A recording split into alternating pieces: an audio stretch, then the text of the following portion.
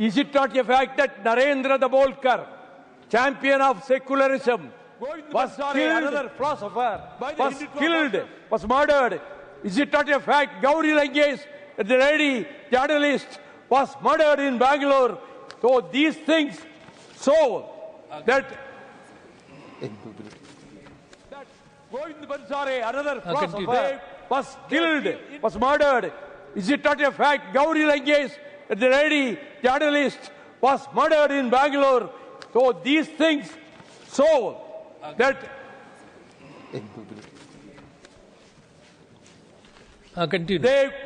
they feel it. Let him stop. Please.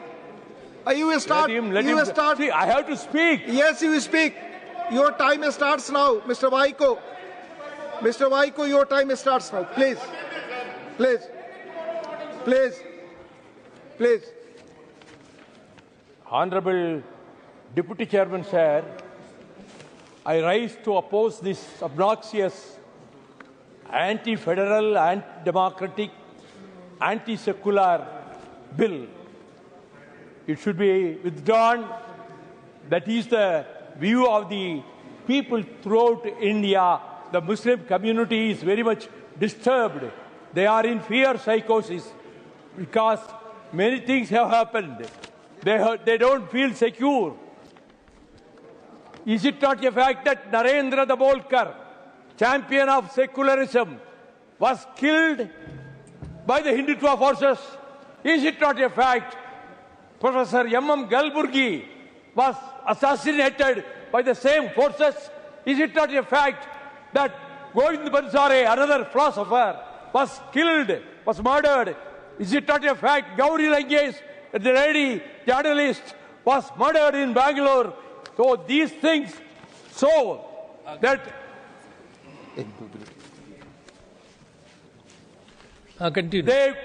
they feel insecure.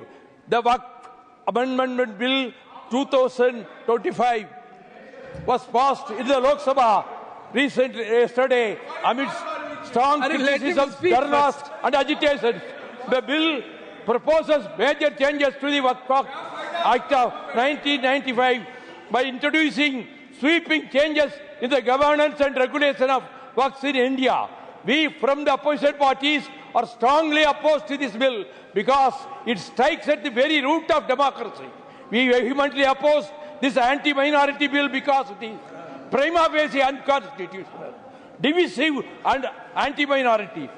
Anti-Muslim agenda of the bill was obvious, but what was so obvious was the bringing of the Waqf administration largely from state governments to central government.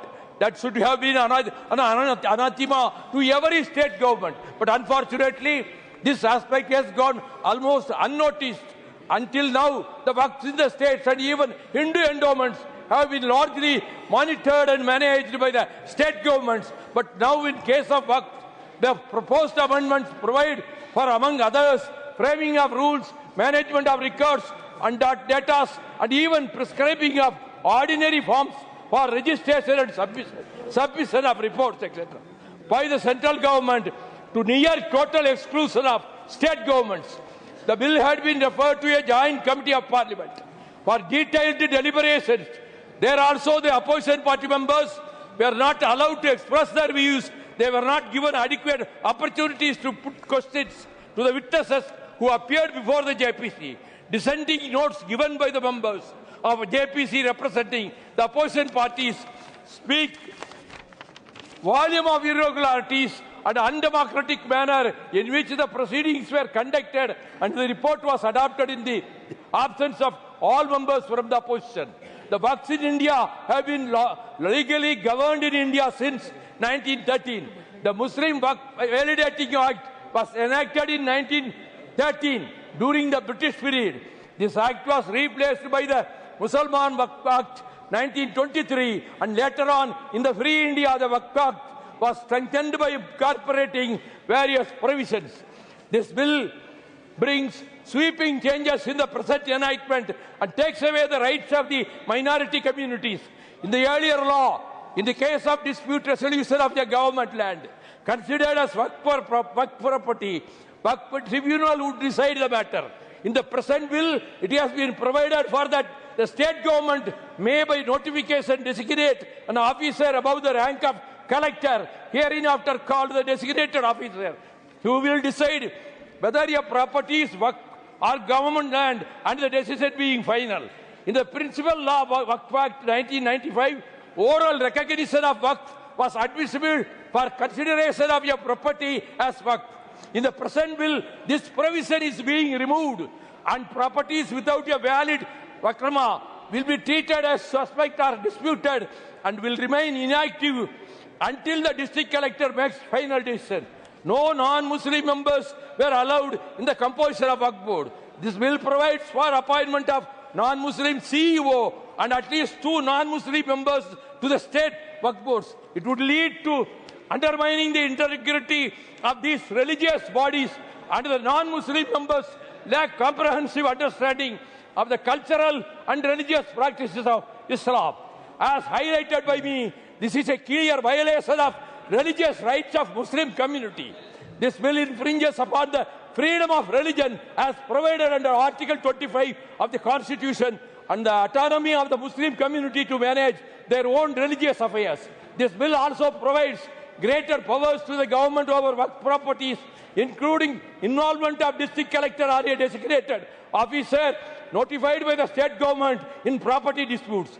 The right forum should be the Waqf Tribunal to decide the matter. By involving district collector or the designated officer, it would lead to bureaucratic delays and executive overreach on the judiciary.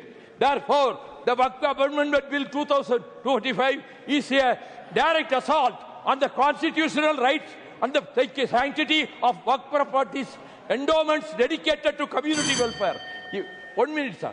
If this encroachment goes unchallenged, it will set a dangerous precedent, threatening religious and cultural community assets across India.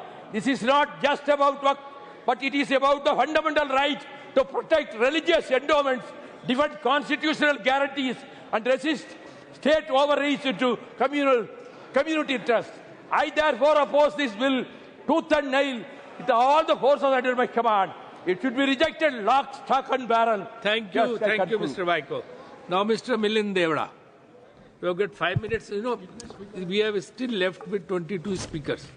So everybody will have to adhere by the time which has been allotted to them. Sir, इससे पहले कि मैं महाराष्ट्र शिवसेना एकनाथ शिंदे